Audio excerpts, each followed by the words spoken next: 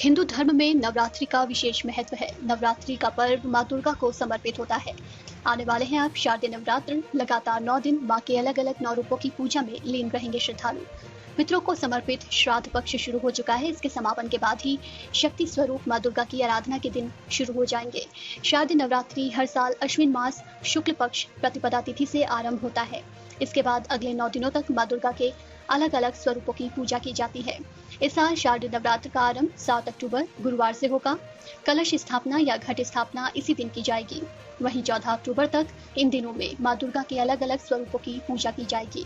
15 अक्टूबर को धूमधाम के साथ विजयदशमी यानी दशहरा मनाया जाएगा और इसी दिन दुर्गा विसर्जन भी होगा। आइए जानते हैं घर पर किस शुभ मुहूर्त में घट स्थापना की जाएगी और क्या है इसकी संपूर्ण विधि। घट स्थापना का शुभ मुहूर्त 7 अक्टूबर को सुबह 6:17 से सुबह 7:07 के मध्य का होगा। मां शैलपुत्री की आराधना के साथ शुरू होंगे मैया के नवरात्रे। नवरात्रि के पहले दिन जहां शुभ मुहूर्त में घट स्थापना करने का विधान है, तो वहीं आखिरी दिन कन्या पूजन करके व्रत खोला जाता है। नवरात्रि व्रत नियम के अनुसार कलश स्थापना के साथ ही नवरात्रि के त्योहार की विधि विधान शुरुआत मानी जाती है।